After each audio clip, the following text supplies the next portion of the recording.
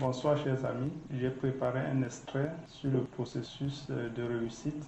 Dans cet extrait, je parle beaucoup plus de la nécessité de se concentrer sur l'entrepreneur dans le processus de réussite.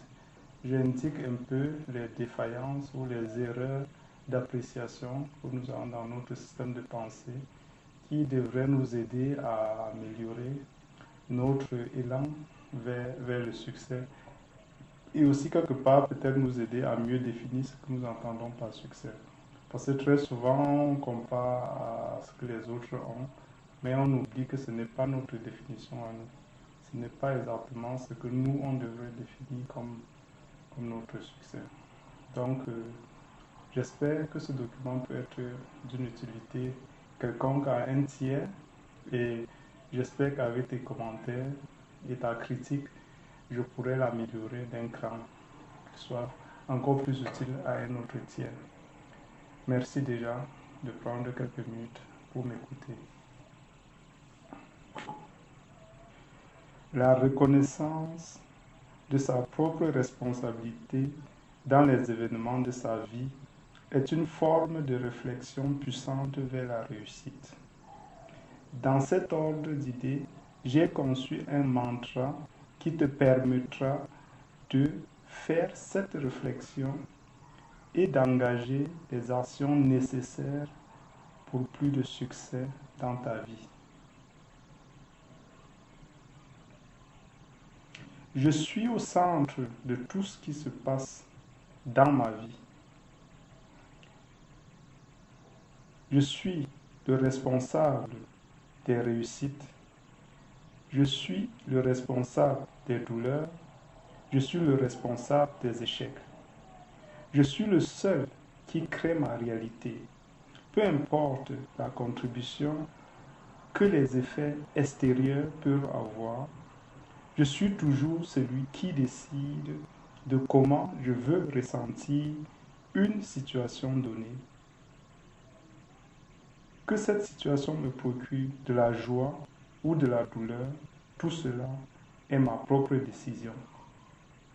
Me procure-t-elle un sentiment d'échec ou un sentiment de réussite? Tout cela est sous mon contrôle. Aussi incroyable que cela peut sonner, toutes ces choses sont vraiment sous mon contrôle. J'ai le pouvoir de décider comment je réagis à une situation ou à une autre. Entre l'événement et notre réaction se situe notre pouvoir de décision. Ceci est invariablement vrai pour tous les niveaux d'activité de la vie. Lorsque j'observe les choses de près, je réalise que j'ai le pouvoir de décider à tout moment de comment je veux me sentir.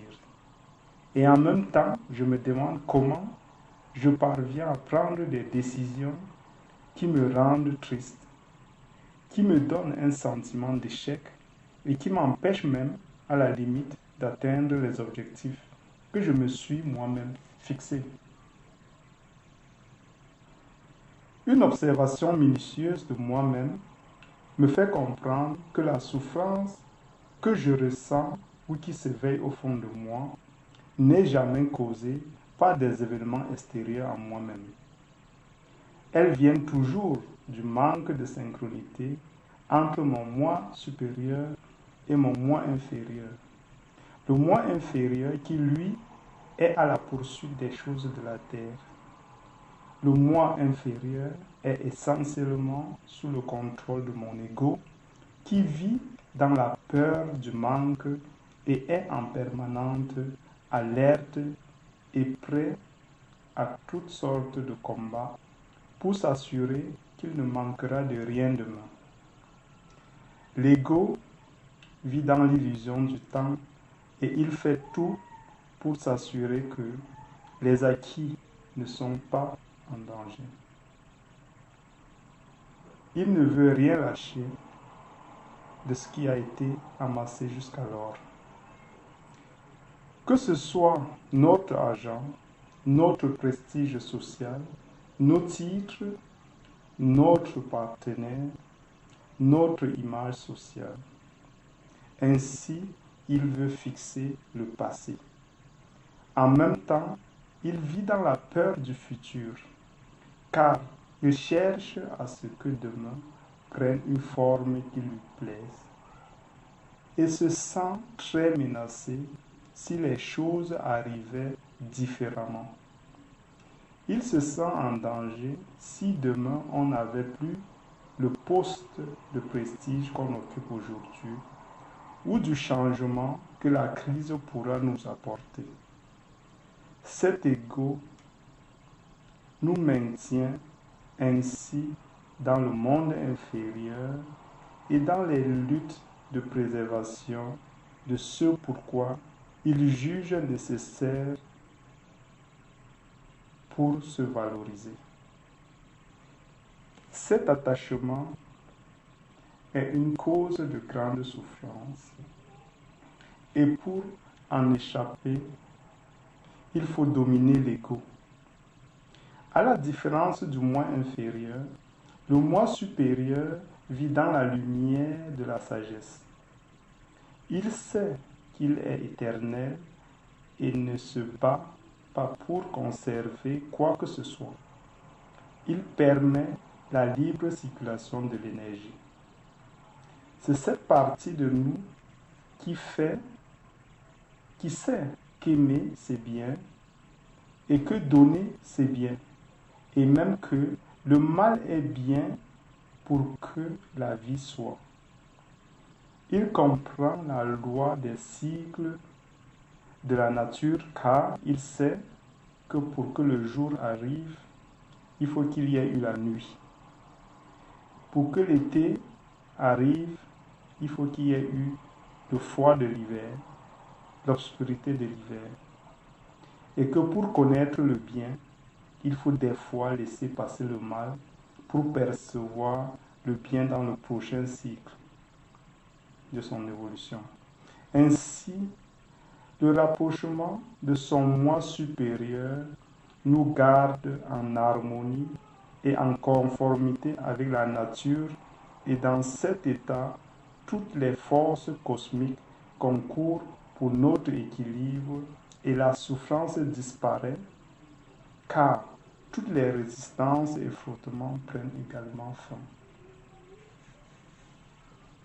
À la lumière de la compréhension de la différence entre le moi inférieur et le moi supérieur, il est apparent que l'état des choses où je suis celui qui est tout le temps derrière moi-même avec un fouet et m'inflige des punitions énormes par rapport aux objectifs non atteints, par rapport à mes faiblesses et par rapport à mes comportements indésirables face à une telle ou telle autre situation donnée, vient du manque d'attention, c'est-à-dire de la vie dans l'illusion du temps, de trop de passé, de trop de futur, mais de très peu de présent.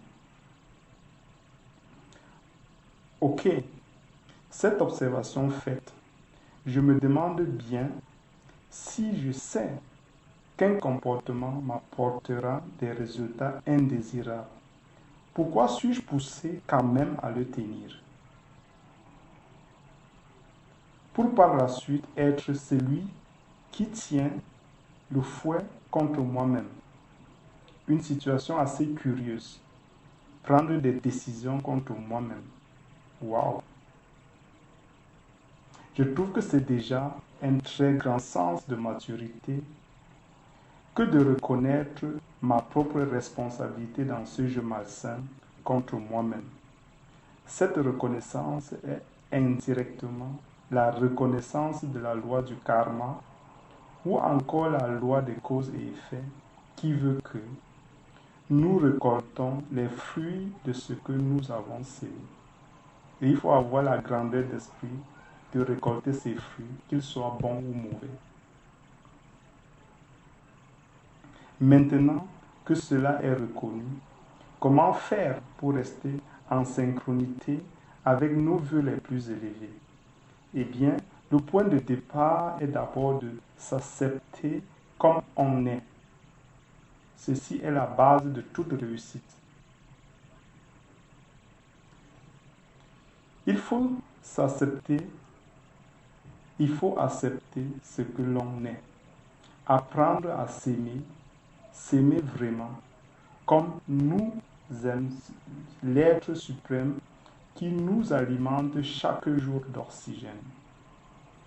Il ne faut pas attendre d'être aimé par les autres, mais il faut les aimer comme nous aussi on aimerait être aimé et compris. Aimer sans compter. Un amour vrai, pas un amour égoïste en attente d'être aimé ou de recevoir une contrepartie quelconque. Ainsi, la souffrance disparaîtra. La souffrance vient en réalité de la constitution d'une résistance consciente ou inconsciente dans notre être. Par celle-ci, on essaye de s'opposer au flux naturel de l'énergie dans notre être. La vie ne circule plus librement et les nœuds ont tendance à se créer. Ce qui débouchera, si aucune action n'est entreprise à long terme, sur des maladies parmi lesquelles les plus redoutables comme les cancers ou encore le burn-out. Je peux faire des efforts pour contrôler mon mouvement respiratoire, je peux l'accélérer ou le décélérer, mais aussi en ne rien faisant, je respire tout de même et Dieu s'occupe du reste. Exactement à ce moment où je ne contrôle pas activement le mouvement respiratoire, mon organisme tout entier fonctionne à merveille. En y portant mon attention, essayant de contrôler consciemment la respiration, je crée plus de perturbations que de bien dans l'ensemble du corps. Telle est exactement la situation quand nous sommes perturbés émotionnellement. Le flux de la vie ne circule plus librement et les perturbations se créent dans tout le système. Faire confiance à la créature suprême qui s'occupe de nous, qui fait battre notre cœur sans notre intervention, qui fait circuler le sang dans nos veines, qui contrôle notre respiration aussi bien en veille que pendant le sommeil. Il faut donc quitter la croyance qu'on est au contrôle de quoi que ce soit et qu'on puisse se forcer à un résultat donné. Il faut tout simplement se considérer comme un canal à travers lequel la vie se réalise et laisser la vie se réaliser avec nous. Et ainsi, nous pourrons être heureux pour de vrai. Laissons l'énergie circuler à travers nous. Laissons les forces cosmiques agir. Détachons-nous de nos poursuites. Agissons énergétiquement, avec beaucoup d'ambition, mais détachons-nous complètement du résultat qui va en découler. Cela ne nous appartient pas. Ne créons pas de nœuds, laissons circuler librement l'énergie et tout sera au mieux. Si nous sommes encore aujourd'hui, c'est la preuve vraiment que depuis que nous sommes, il ne nous a jamais rien manqué. Vraiment rien. Enlevons tout le superflu et nous verrons combien nous sommes heureux. Et redéfinissons la réussite. La réussite, c'est déjà ça, d'être se levé ce matin, d'avoir mangé, de s'être vêtu et d'avoir dormi sur un toit. Et il faut commencer par le reconnaître. Lorsqu'on reconnaît qu'on a déjà posé une pierre et qu'on a le pied ferme sur cette pierre, on peut chercher à poser une prochaine pierre. Et tant que cela n'est pas reconnu, il est illusoire de penser à une réussite quelconque. Je vous remercie pour votre attention et j'espère que ce petit extrait va apporter une participation de quelque nature que ce soit, à votre combat vers une réussite quelconque que vous avez définie dans votre vie. Je vous remercie infiniment.